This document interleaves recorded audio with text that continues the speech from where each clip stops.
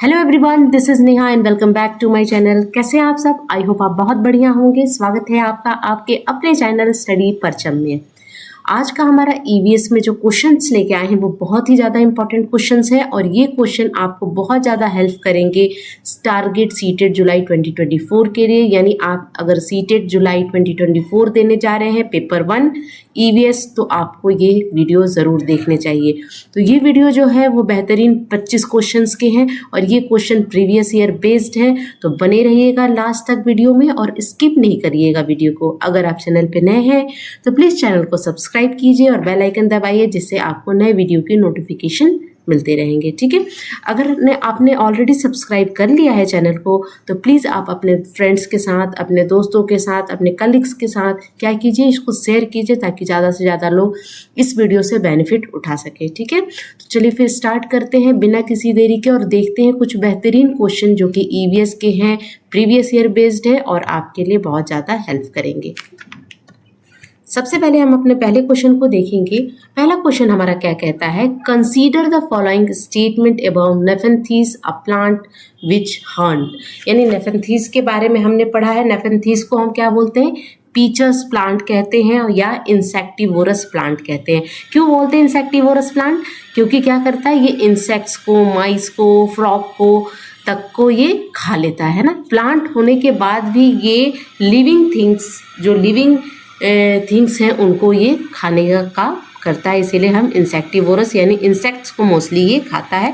Picture like shape होता है, इसीलिए हम इसे पिचर प्लांट भी कहते हैं। पिचर यानी जग शेप का आपको दिखने वाला ये प्लांट होता है। एनसीईआरटी में इसके बारे में बहुत अच्छे से बताया हुआ है और मैंने आपको इसकी एक डिटेल वीडियो भी बनाई है। ठीक है, इस तरह का ये पिचर लाइफ शेप जो होता है, ढक्कन बना होता है। ढक्कन किससे बना होता है? उसके लीफ से बना होता है। इस तरह का ये एक जो प्लांट दिखता है। ठीक है, तो इसके बारे में एनसीईआरटी में कुछ बातें बताई गई हैं, है ना।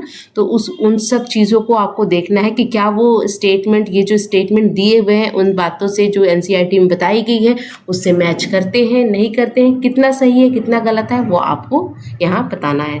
सबसे पहले स्टेटमेंट को अगर हम देखेंगे तो this plant is found in Australia, Indonesia and Meghalaya in India. बिल्कुल सही है, ये ऑस्ट्रेलिया में पाया जाता है, इंडोनेशिया में पाया जाता है। अगर हमारे भारत की बात की जाए तो ये मेघालय में पाया जाता है, ये सही है।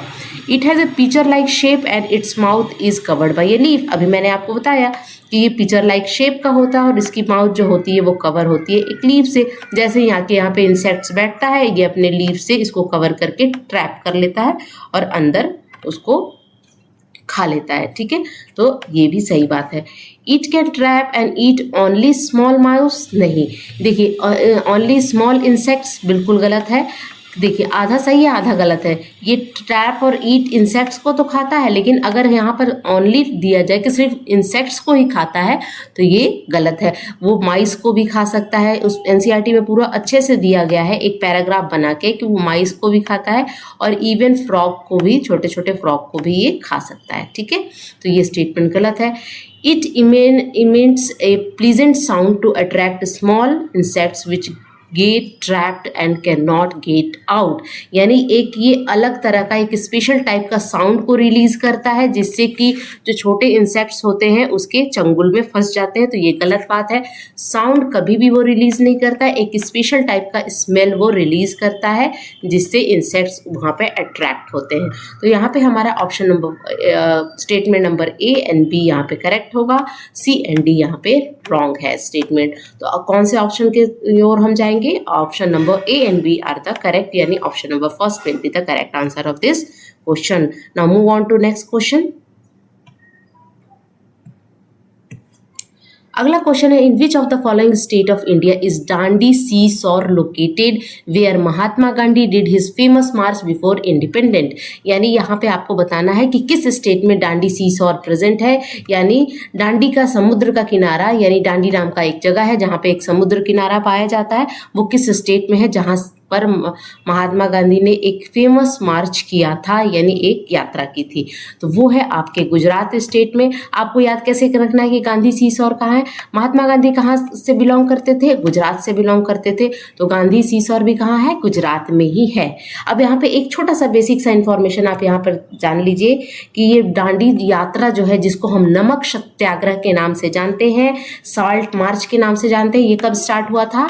12 मार्च, आप नोट कर लीजिएगा, 12 मार्च 1930 को ये यात्रा शुरू हुई थी। कहाँ से शुरू हुई थी? साबरमती आश्रम से शुरू हुई थी। कहाँ है साबरमती आश्रम? आपके गुजरात के गांधीनगर में है, यानी अहमदाबाद में है, ठीक है। और ये कब तक चली थी? 6 अप्रैल तक चली थी, 6 अप्रैल तक चली थी 1930, है ना। यानी कहाँ से कहाँ तक ये चली थी? सबसे पहला क्वेश्चन, कहाँ से कहाँ तक चली थी? साबरमती आश्रम से दांडी सीसौर तक चली थी। कब चली थी? 12 मार्च 1930 से 6 अप्रैल 1930 तक ये यात्रा चली थी। कितने दिन लगे थे? टोटल 24 दिन लगे थे। अगर आप कैलकुलेट करके देखोगे, 12 मार्च से लेकर 6 अप्रैल 24 दिन लगे थे। कितने किलोमीटर की यात्रा तय की थी? 388 किलोमीटर की यात्रा गांधी जी ने तय की थी, साबरमती आश्रम से लेकर दांडी सीसौर से, ठीक है। ये बेसिक इंफॉर्मेशन है, याद रखिएगा, है ना। चलिए नेक्स्ट क्वेश्चन देखेंगे। High fever with severe which can be treated with the bark of cinchona tree is, यानी जब किसी व्यक्ति को हाई फीवर आता है और उसके साथ साथ उन्हें बहुत ठंड लगती है, सीवरिंग फील करता है वो आदमी, तो आपको बताना है कि वो कौन सी बीमारी है जिस बीमारी में हम सिंकोना ट्री के बार्क से दवाइयाँ बनाते हैं। तो वो होगा मलेरिया। मलेरिया के बारे में बताया गया है ना। आपको कमेंट सेक्शन में बताना है कि मलेरिया जो डिजीज़ है उसका डिस्कवर किसने किया था। आपको ये एनसीईआरटी में दिया हुआ है। अगर आपने अच्छे से पढ़ाई करी है तो आप इसका आंसर ज़रूर दोगे। तो कमेंट सेक्शन में प्लीज़ मेंशन कीजिएगा कि मलेरिया का जो डिस्कवरी, उस एक मैं आपको हिंट दे दूं कि उन्हें इस डिस्कवरी पर नोबेल प्राइज़ भी दिया गया है in the field of medicine, ठीक है। तो मलेरिया है, जब मलेरिया आता है व्यक्ति को, तो व्यक्ति को क्या लगता है? हाई फीवर होता है किसी भी व्यक्ति को, और सीवरिंग फील करता है, उसको कपकपाहट लगती है, बहुत ठंड लगती है। और इसकी दवाई कैसे बनाते हैं? बार्क ऑफ सिंकोना ट्री से, ठीक है। चलिए नेक्स्ट क्वेश्चन देखेंगे हम अपना। नेक्स्ट क्वेश्चन है हमारा, Cheraw dance is a dance form of the people, यानी चिरौर डांस किस स्टेट से बिलोंग करता है? क्या वो झारखंड से, क्या वो मिजोरम से, क्या वो मणिपुर से, क्या वो मेघालय से? तो सबसे पहले आपको ये देखना है कि चिरौर डांस कैसे होता है।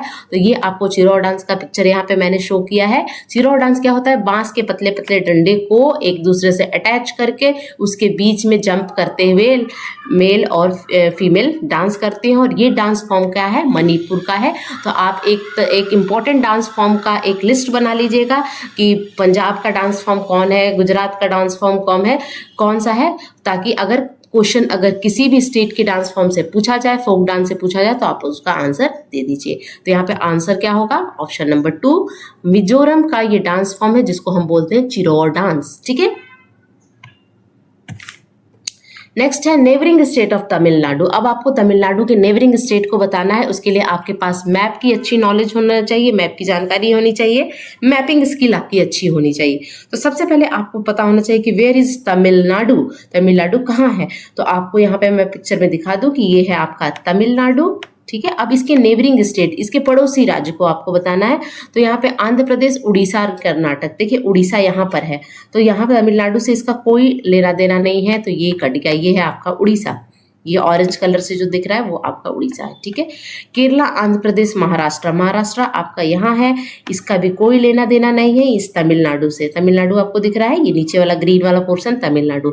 उसके बाद कर्नाटक, छत्तीसगढ़, केरला, यानी कर्नाटक आपका ये रहा, छत्तीसगढ़ आपका ये रहा, और केरला ये रहा। यहाँ पर भी छत्तीसगढ़ कट गया क्योंकि इसका पड़ोसी राज्य में ये नहीं होगा। अगला है आंध्र प्रदेश, केरला एंड कर्नाटक। अब हम यहाँ पर पढ़ने में भी लग रहा है कि ये होना चाहिए, और आप मैप के थ्रू भी चेक कर सकते हो। ये है आपका तमिलनाडु। अब हमें क्या पढ़ना है? इसका नेबरिंग स्टेट यानी पड़ोसी राज्य। तो ये हो गया आपका केरला, ये हो गया कर्नाटक, और ये हो गया आपका आंध्र प्रदेश। तो यही आपका करेक्ट आंसर होगा। Option number 4 will be the correct answer. अगर नेबरिंग स्टेट ऑफ तमिलनाडु पूछा जाए तो आंध्र प्रदेश, केरला एंड कर्नाटक। चलिए move on to next question. अगला क्वेश्चन देखेंगे। Consider the following list: tortoise, crocodile, crow, duck and fish. In this list which one of the following is different from other. यानी यहाँ पे classify करना है आपको, कैटेगराइज करना है कौन अलग है इन जो 4-5 लिस्ट दी गई है, ये 4-5 जो एनिमल्स के नाम बताए गए हैं इनमें से अलग कौन है। तो सबसे पहले आपको ये देखना है कि ये आपको दो चीज़ों से आप अलग कर सकते हो, जैसे फिश हो गया, क्रोकोडाइल हो गया एंड टॉर्टोइज हो गया। ये क्या है? एक्वेटिक एनिमल है। एक्वेटिक एनिमल का मतलब होता है जो पानी में रहते हैं, और क्रो क्या है? एक्वेटिक एनिमल नहीं है। ये क्या करता है? उड़ने का काम करता है, ये उड़ता है। तो इस तरह से ये अलग हो गया है ना, और ये सब उड़ने का काम नहीं करते हैं। तो option number 2 will be the correct answer of question number 6। चलिए move on to next question. अगला क्वेश्चन हमारा क्या है? अब यहाँ पे आपको कॉलम 1 कॉलम 2 दिया हुआ है। यहाँ पे स्टेट और सिटी का नाम है, और यहाँ पर उस स्टेट और सिटी से रिलेटेड जो फूड आइटम है, जो खाने वाली चीजें हैं, जहाँ के लोग क्या पसंद करते हैं, यहाँ कहाँ के लोग क्या पसंद करते हैं, उस चीजों को आपको मैच करना है। सबसे पहले आपको मैंने पढ़ाया, एनसीईआरटी में बताया गया कि हांगकांग के लोग जो हैं वो क्या खाते हैं? कुक्ड स्नेक खाते हैं। तो आपका ए का 5 होगा। अब सबसे पहले ए का 5 किस में है? इस तीनों में है ना। एलिमिनेट कीजिए। अगर आपको पूरे का आंसर नहीं पता है तो आपको 2 या 3 का भी आंसर पता होगा, तो आप इजिली आपको इस आंसर को कर सकते हो। तो यहाँ पे ऑप्शन नंबर 4 यहाँ पे गलत हो गया। उसके बाद केरला के बारे में मैंने क्या बताया था कि केरला के लोग boiled tapioca with any curry. Tapioca क्या है? It is a type of root जिसको हम बॉइल्ड करके खाते हैं। टेपियोका क्या है? रूट है ना। तो ये हो गया टेपियोका प्लांट के रूट पार्ट को हम खाते हैं, इस चीज़ को याद रखिएगा। तो बी का 1 किस में है? आपको एक ही ऑप्शन में मिल गया, ऑप्शन नंबर 2, यानी ये यहाँ पर ये गलत हो गया, और ये आपको देखिए दो भी करेक्ट आपको सही रहेगा ना, तो आपका आंसर मिल जाएगा। और चेक कर लेते हैं। अब क्या है? कश्मीर के लोग फिश को मस्टर्ड ऑयल के साथ कुक करते हैं, तो आपका सी का 2 देखिए मैच हो रहा है ना। और गोवा के लोग फिश को कैसे खाते हैं? कोकोनट ऑयल में। आपको आंसर मिल गया, ठीक है। Option number 2 will be the correct answer of question number 7। Move on to next question. अगला क्वेश्चन हमारा है, which of the following bird species move its neck back and forth with a jerk. यानी कौन सी ऐसी bird की spaces है, कौन सी ऐसी बर्ड की प्रजाति है जो कि अपने नेक को, अपने गले को बैक एंड फोर्थ यानी आगे पीछे कर सकती है विथ अ जर्क। यानी जर्क क्या है? It is a type of forcely अपने नेक को आगे पीछे कर सकती है। क्या वो आउल है, क्या वो क्रो है, क्या वो बारबेट है, या वो मैना है? तो एनसीईआरटी में इसका आंसर बताया गया है, वो मैना है, जो कि जर्क के थ्रू अपने गले को बैक एंड फोर्थ आगे पीछे करती है। आउल के बारे में बताया है कि बहुत हद तक ये 360 डिग्री पर अपने नेक को मूव करता है, लेकिन ये जर्क का यूज नहीं करता। जर्क का यूज कौन करती है? मैना करती है, ठीक है। चलिए move on to next question. Question number 9 हम देखेंगे क्या है, पूछता है हमसे। क्वेश्चन नंबर 9 पूछता है, consider the following description of house. House के बारे में बताया गया है, आपको करेक्ट बताना है कि कहाँ के हाउस कैसे होते हैं। सबसे पहले, in Rajasthan the village live in a mud house with roof of thorny bushes. बिल्कुल सही है। राजस्थान के हाउस पे जो प्लास्टर किया जाता है वो मड से किया जाता है, गिल्ली मिट्टी से करके एक लेयर बनाया जाता है, जिससे क्या होता है, बाहर की जो गर्म हवा है वो क्या है, राजस्थान में कैसा कंडीशन है, राजस्थान का जो क्लाइमेट है वो कैसा है, हॉट है एंड ड्राई है।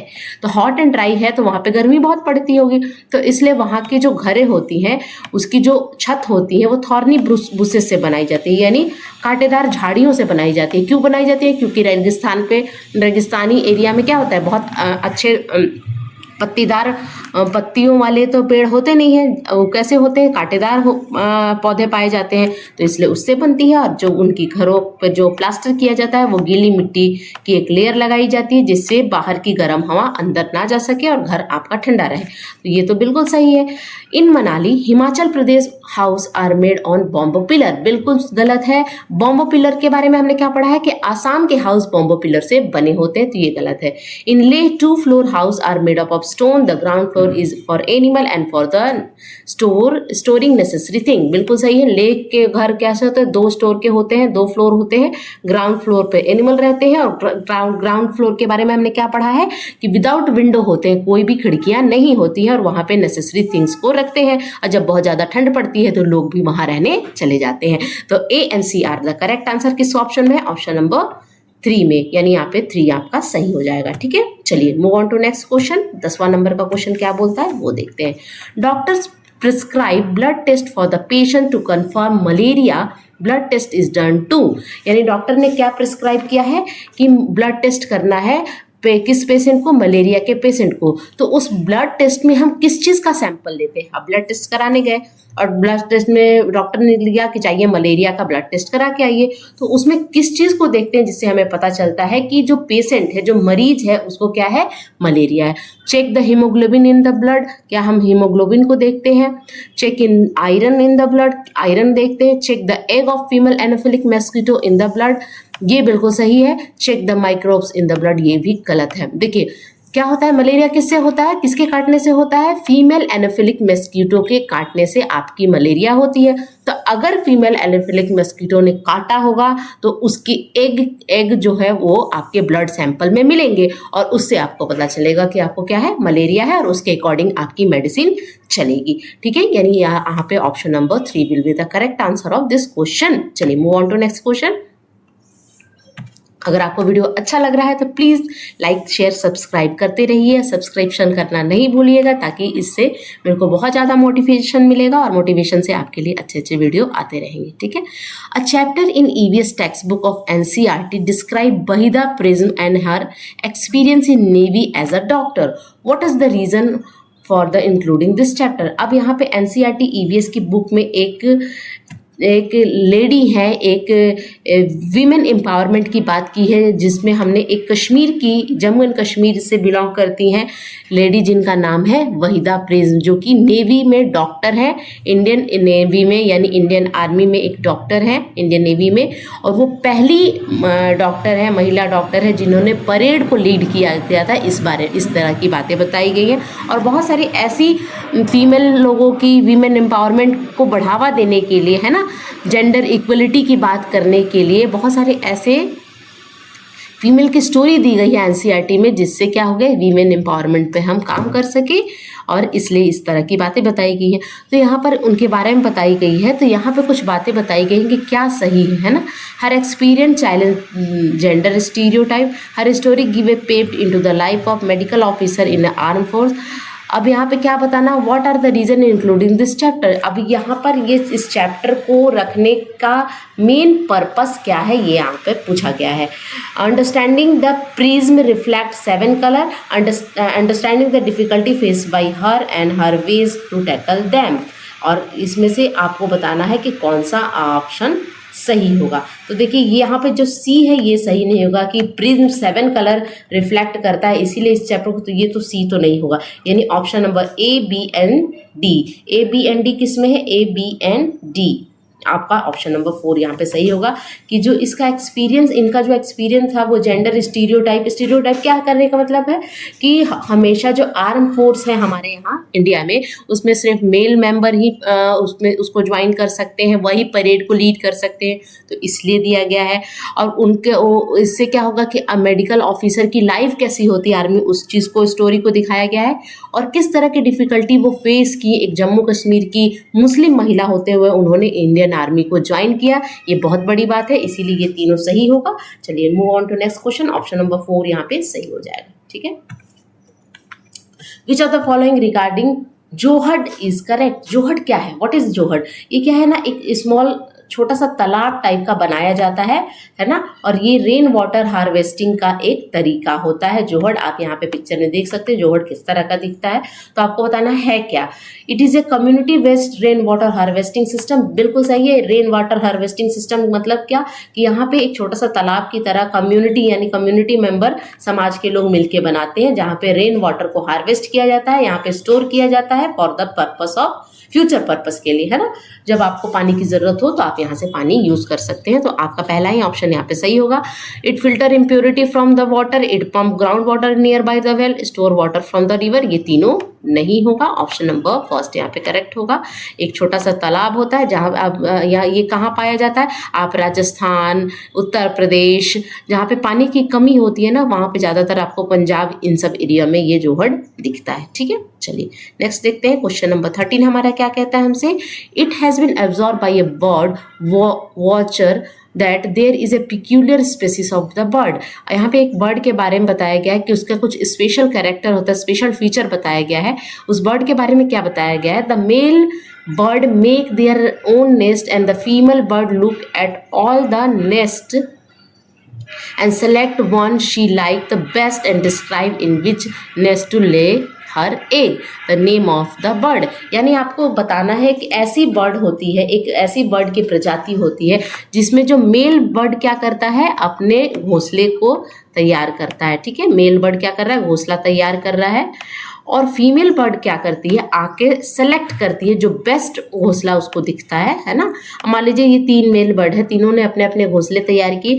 अब फीमेल मेल आएगी और वहाँ पे वो सेलेक्ट करेगी कि कौन सा इन तीनों में बेटर है ना, बेस्ट है ना, गुड, बेटर एंड बेस्ट में से जो सबसे अच्छा होगा, बेस्ट होगा, उसको वो सेलेक्ट करेगी और उसी में अपने अंडे देगी। तो यहाँ पे कहने का मतलब है कि मेल का क्या काम है, मेल बर्ड का काम है उसमें घोंसले को बनाना, और फीमेल का है कि बेस्ट घोंसले को सेलेक्ट करना और उसमें अंडे देना। तो ये कौन से बर्ड के बारे में बताया गया है? तो ये है वीवर्स बर्ड। वीवर्स बर्ड के बारे में ये बातें एनसीईआरटी में बताई गई हैं। ठीक है, वीवर्स बर्ड में मेल बर्ड अपने अपने घोंसले तैयार करते हैं और फीमेल बर्ड सेलेक्ट करती है। जैसे शादी स्वयंवर होता है ना, स्वयंवर में क्या होता है कि जो रानी राजकुमारी होती हैं, बहुत अलग अलग जगह से क्या होते हैं, राजकुमार आते हैं, और उनमें जो सबसे अच्छे राजकुमार होते हैं उसको सेलेक्ट करके वरमाला पहनाती है। ठीक है, चलिए move on to next question, question number 14।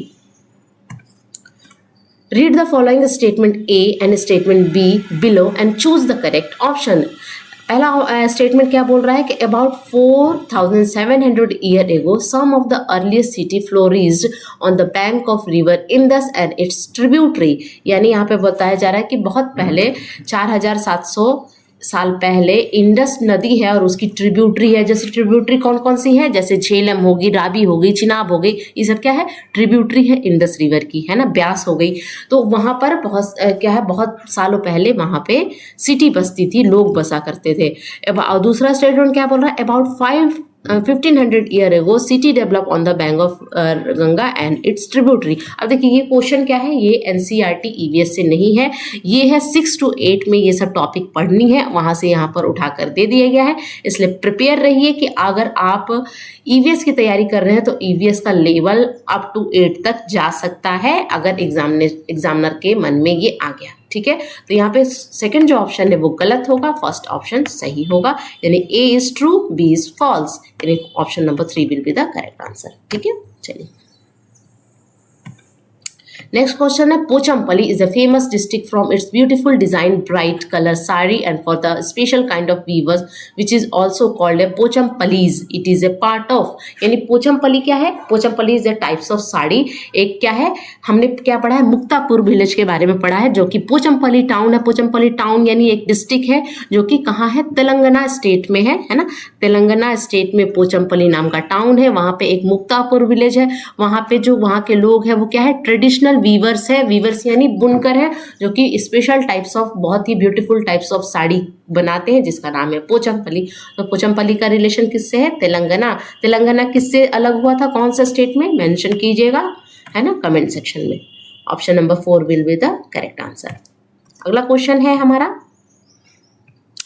Territory state of Haryana, territory state, neighbouring state, इस तरह करके क्वेश्चन पूछे जाएंगे। अगर टेरिटोरियल स्टेट अगर पूछा जा रहा है तो यानी सीमावर्ती राज्य, हम इसको हिंदी में पड़ोसी राज्य या सीमावर्ती राज्य, सीमावर्ती राज्य जो कि सीमा को शेयर कर रहे हैं, सीमा को एक दूसरे के साथ शेयर करते हैं, शेयर करना यानी बांटने का काम करते हैं। तो हरियाणा का टेरिटरी आपको स्टेट बताना है। आप यहाँ पे देख सकते हैं ये जो ब्लू कलर है ये हरियाणा है। अब आपको हिमाचल प्रदेश, राजस्थान एंड उत्तर प्रदेश, ये हो गया राजस्थान, ये हो गया हिमाचल प्रदेश, ये और ये हो गया उत्तर प्रदेश। आपका पहला ही ऑप्शन यहाँ पे सही लग रहा है। ठीक है, उत्तर प्रदेश, उत्तराखंड और मध्य प्रदेश, मध्य प्रदेश यहाँ पे है, हरियाणा से कोई लेना देना नहीं है। हिमाचल प्रदेश, पंजाब, बिहार का कोई लेना देना नहीं है, ये भी ऑप्शन गलत हो गया। हरियाणा से बिहार फिर यहाँ आ गया, गलत हो गया। इस तरह से अगर आपको नहीं भी मैप का उतना अच्छा नॉलेज होगा तो आपको ये पता है कि बिहार कहाँ है और हरियाणा कहाँ है, तो ये दोनों ऑप्शन तो ऐसे ही गलत हो गए, है ना। तो आपको इन दोनों में सेलेक्ट करना पड़ेगा। ठीक है, तो 16 का कौन सा होगा, option number first will be the correct answer. चलिए move on to next question, अगले क्वेश्चन की ओर चलते हैं।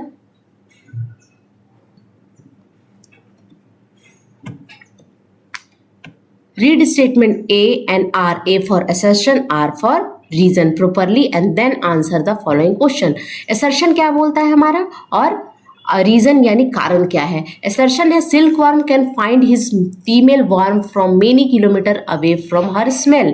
बिल्कुल सही है. जो सिल्क वर्म होता है जिसको हम रेशम का कीड़ा बोलते हैं, उसमें जो मेल होता है ना अपनी फीमेल पार्टनर को कैसे ढूंढता है, बहुत दूर किलोमीटर तक भी वो खड़ा रहता है तो अपने फीमेल पार्टनर को वो खोज लेता है उसके स्मेल के थ्रू. कैसे खोजता है? उसके स्मेल के through. Special type of smell release करती होगी जिसके थ्रू वो अपनी फीमेल पार्टनर को, जो मेल पार्टनर होता है, वो सर्च कर लेता है. तो ये स्टेटमेंट सही है. अगला स्टेटमेंट, ये असर्शन सही है. रीजन क्या है?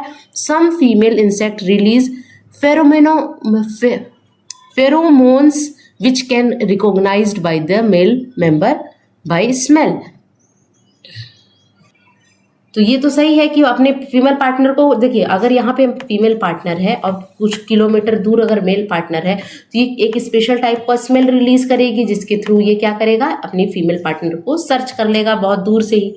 उसके बाद ये फीमेल पार्टनर अब क्या करती है, क्या रिलीज करती है, जिसको जो स्पेशल टाइप्स ऑफ स्मेल है जो या उस जेली लाइक कोई सब्सटेंस होता होगा जिसको हम बोलते हैं फेरोमोन्स, है ना, फेरोमोन्स, वो रिलीज करती है और जिससे वो मेल पार्टनर अपनी फीमेल पार्टनर को ढूंढ लेता है. तो दोनों सही है ना, दोनों स्टेटमेंट सही है. यानी A and R are correct and R explain A, यानी वो सही है और आर जो है वो बेस्ट एक्सप्लेनेशन है ए का, यानी असर्शन का बेस्ट एक्सप्लेनेशन क्या है, आर है. तो ऑप्शन नंबर फर्स्ट यहाँ पे करेक्ट हो जाएगा. अगला क्वेश्चन है जाइलम एंड फिलोम. ये फिर यहाँ पर 6 to 8 से क्वेश्चन आ गया क्योंकि जाइलम एंड फिलोम एक स्पेशल टाइप्स ऑफ टिश्यू होता है, प्लांट टिश्यू होता है. उसके बारे में हमें आगे की क्लासेस में पढ़ना है. क्लास 5 तक इसके बारे में कोई जिक्र नहीं है, फिर भी यहाँ पर दे दिया गया है एज अ ईवीएस के फॉर्म में. ठीक है. तो जाइलम क्या होता है? Transport water and minerals from root to rest of the plant. बिल्कुल सही बात है. आपको याद क्या करना है, दो जाइलम जो होता है वो क्या करता है, वाटर का ट्रांसपोर्टेशन करता है और फिलोएम जो होता है वो फूड का ट्रांसपोर्टेशन करता है. आप इस चीज को याद में रखिएगा. ये क्या है, जाइलम फिलोएम क्या है, ये टिश्यू होते हैं, प्लांट टिश्यू होते हैं. ठीक है. तो जाइलम्स को आपको कैसे याद करना है कि जाइलम वाटर को करता है. तो जाइलम क्या होता है, जाइलम, तो जाइलम यानी जल और फिलोएम यानी फूड. तो आपको इससे ही आपको याद रखना है, जाइलम यानी जल, फिलोएम यानी फूड. तो फिलोएम किसका ट्रांसपोर्टेशन करता है, फूड का, और जाइलम किसका करता है, वाटर एंड मिनरल्स का. वाटर एंड मिनरल्स को कहाँ से कैरी करेगा, रूट से, क्योंकि पानी हम कहाँ डालते हैं, जड़ों में डालते हैं, वहां से ऊपर ये लेकर जाता है. ठीक है. ये दोनों बातें सही बताई गई है. पहला क्या था स्टेटमेंट हमारा कि जो जाइलम होता है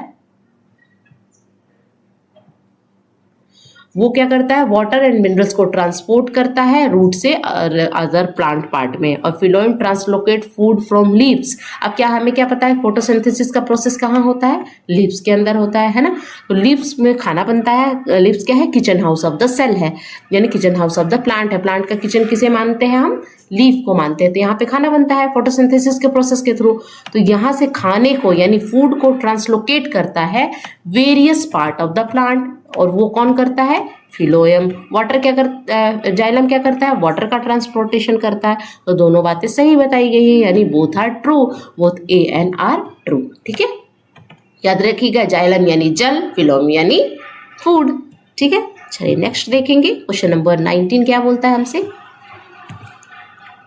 Ravi took some water in a glass. He put a lemon in it. Then he keep adding a lots of salt in the water, half a spoon at a time. After some time, he noticed that. यानी रवि नाम का एक बच्चा है. अब यहाँ पे कर क्या रहा है, वो उसने एक ग्लास पानी लिया. ठीक है. और यहाँ पर उसके पास लेमन है यानी नींबू है. अब एक ग्लास इसने प्लेन वाटर लिया, इसमें इसने क्या किया, लेमन को डाल दिया.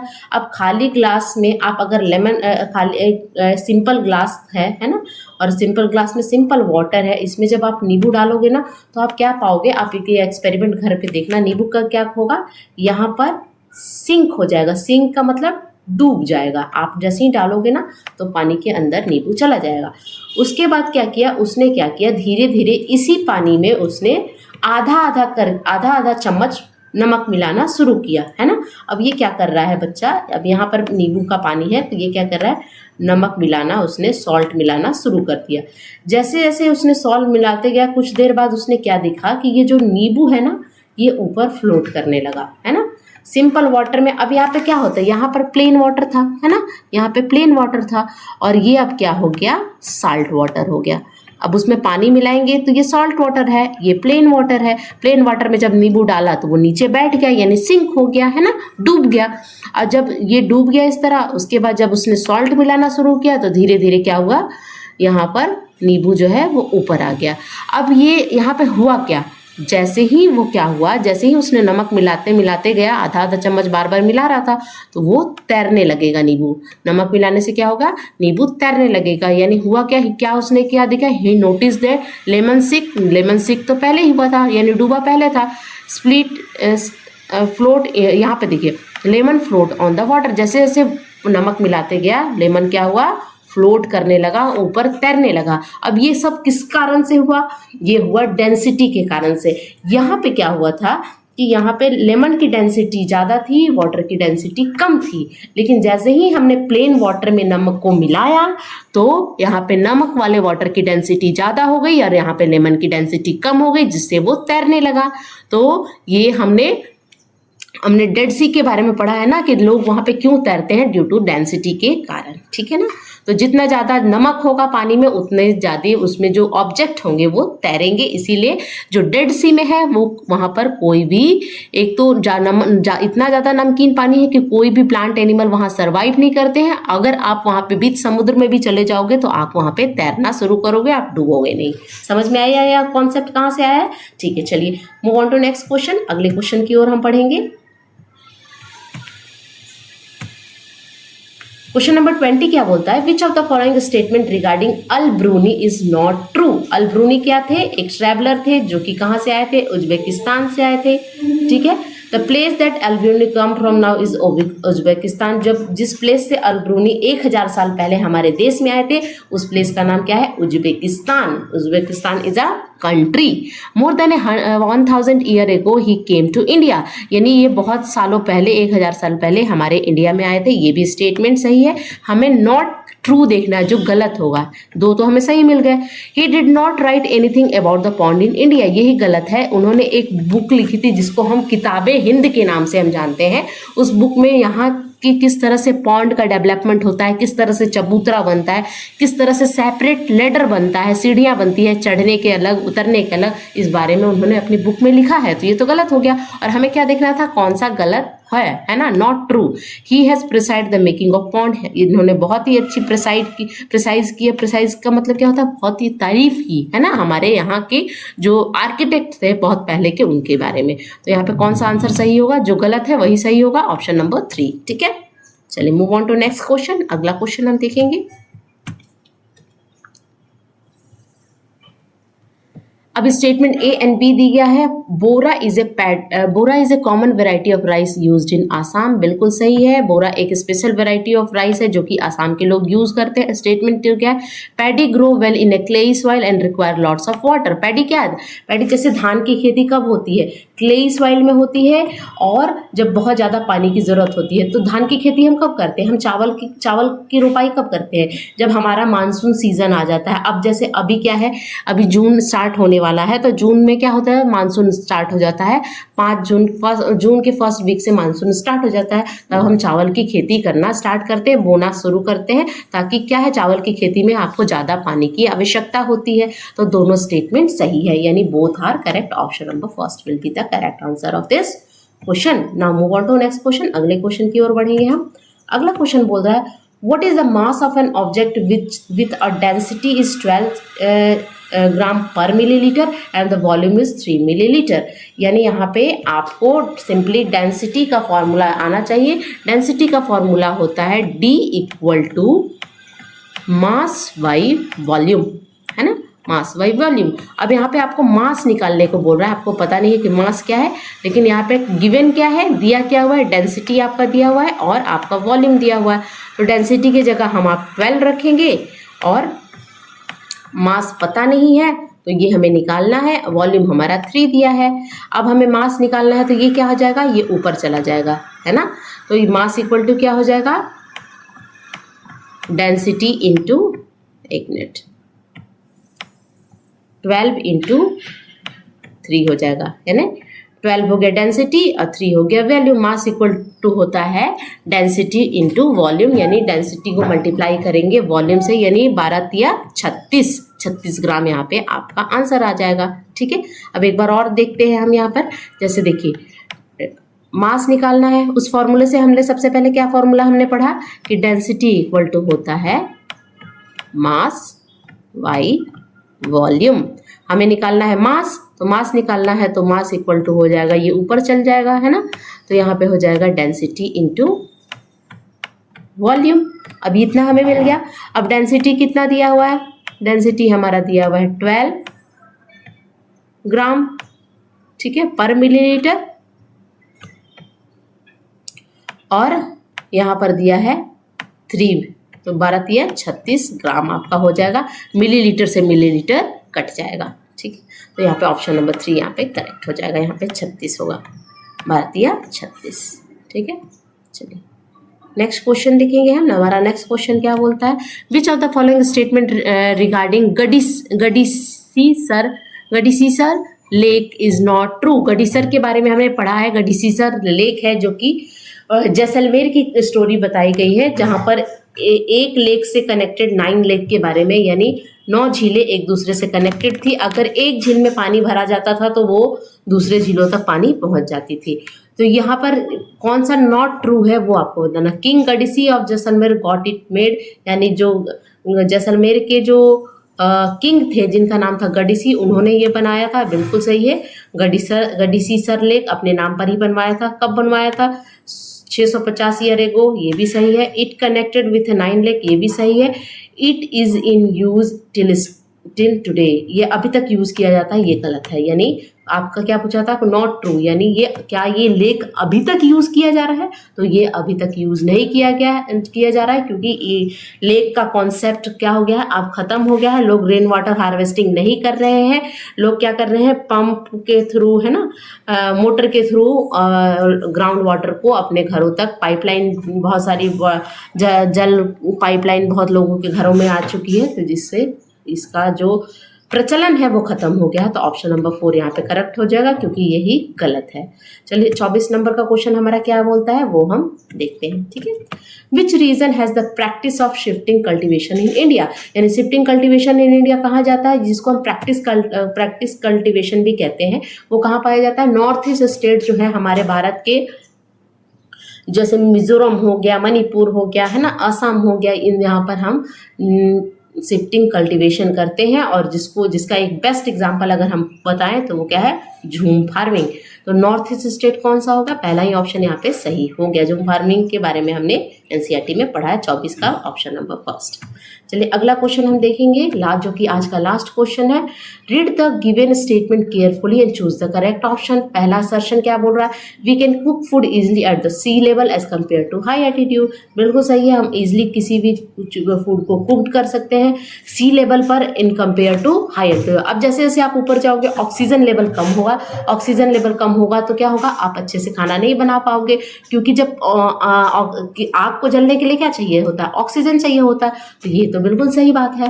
At high altitude boiling point of water increase, तो ये गलत है, ठीक है। तो यानी यहाँ पे पहला सही है, A is true and B, A is true यानी असर्शन ट्रू, रीजन फॉल्स है। यानी इसका रीजन जो दिया गया है वो सही नहीं है, यहाँ पर ये बताने की कोशिश की गई है ना। तो ये थे आज के कुल 25 क्वेश्चन जो कि आपके सीटेड जुलाई के लिए बहुत ज़्यादा इंपॉर्टेंट है। इस वीडियो को 2-3 बार देखिएगा, सारे कॉन्सेप्ट क्लियर हो जाएंगे, है ना। मिलती हूँ आपसे नेक्स्ट वीडियो में, तब तक के लिए thank you so much for watching, bye.